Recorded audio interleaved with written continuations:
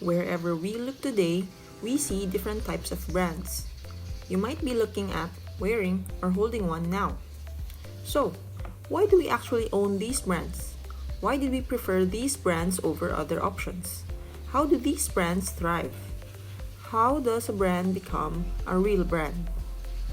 In this video, we're going to discuss about the book Brand Real and how this book answers those questions. The book was originally published in 2012 by its author Laurence Vincent, who earned both his Bachelor of Arts major in theater from the School of Cinematic Arts and his MBA from the Marshall School of Business in the University of Southern California. He has worked on various brands like Disney, Nikon, Sony PlayStation, Yahoo, Microsoft, and even brands for artists like Channing Tatum's Kraft American Vodka, Born and Bred. He has since published 3 books, with Brand Real being the third one. In the beginning of the book, he expressed his frustration at how some brands disappoint. He said that real brands make and keep a promise and deliver simple but powerful experiences. Lawrence's goal was to show the readers what it takes to make and keep a brand promise, to be a real brand. He started off with the what and whatnots of branding from his more than 25 years of experience in brand strategy, and proceeded to discuss different concepts on branding like the 5 types of brands, brand attachment, brand experience, and brand alignment, to name a few. He discussed how consumers use brands to project their ideal selves or to show their identities by using their products.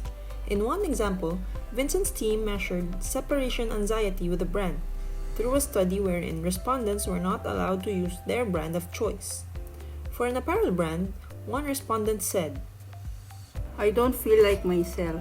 It's weird because it's just some of my clothes. I know it sounds lame, but when I wear those clothes, I'm me." He also discussed the effects of using the sensory aspect of a brand experience to induce a positive, happy feeling, and then utilizing this to become a part of your brand identity. An example of this is Abercrombie & Fitch, which uses a proprietary in-store scent for all their stores during opening hours. A lot more information was infused in the book, but really, the essence of all the topics may be summarized by the following quotation from the book. "Great brands succeed by creating experiences that meet or exceed the expectations set by a brand's promise. Generally, a brand must first decide on the value it wishes to create. Second, align it properly within its organization. Third, convey it through brand experiences. And then, adjust accordingly based on consumer feedbacks." In the context of marketing, Brand Real actually encompasses a lot. But Laurence Vincent repeatedly expressed the importance of a brand's promise to deliver value to its customers and subsequently bring about brand loyalty, which is one of the core ideas of marketing. Laurence Vincent connects the book to the real world by speaking about current brand practices as mentioned earlier.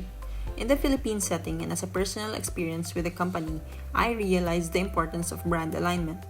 Most of the employees in this company, which is by the way a real estate developer, acknowledges the value that they are supposed to deliver to the people, to the community, and to the country. A part of their brand identity that trickled down from the top. This is an example of brand alignment within an organization. In the same company, I experienced one of the ways it elevates its brand experience.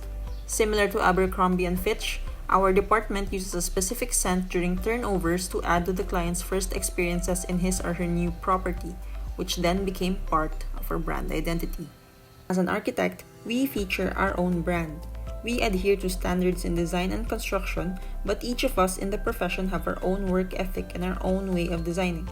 Just like how people buy phones, our clients purchase the brand value that we offer. This may be because of the promise of quality service or the signature designs that match the client's specifications, among others. This way, clients borrow part of the architect's brand for them to feature as their own. Laurence Vincent's book is very informative. He successfully discusses various concepts that lead readers to differentiate real brands from others.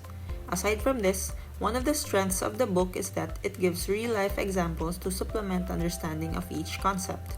It offers to expand knowledge on the different facets of marketing, especially for those with minimal background on the subject.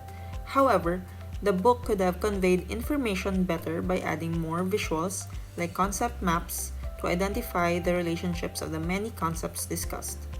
Also, the book could use direct, less wordy explanations to avoid sounding redundant and dragging. Overall, I'd give the book a 7 out of 10.